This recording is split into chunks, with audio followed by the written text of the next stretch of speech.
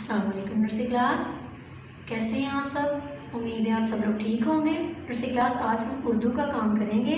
उर्दू की ये जो हम गेम खेलेंगे इसका नाम है पहले क्या आता है। पहले क्या आता है। यहाँ पर नर्सरी क्लास कुछ हरूफे तहज्जी बैठे हैं, इनसे पीछे वाले, इनसे पहले वाले हम लोग लिखेंगे कि इनसे पहले कौन आएगा।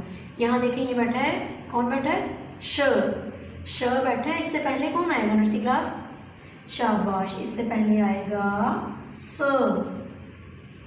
यस, दो शोशे वाला स, श से पहले आएगा स।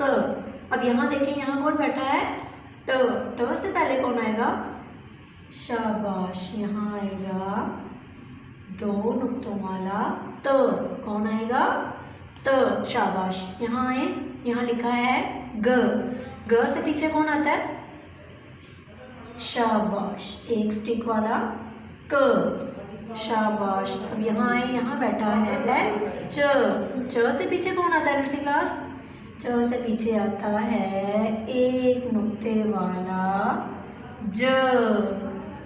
यहाँ पर कौन बैठा है, यहाँ बैठा है ज से पीछे कौन आता है, द, खाली वाला, नहीं, शाबाश, इससे पीछे आता है टोपी वाला ड। जी, तो नर्सरी क्लास ये गेम थी पहले क्या आता है।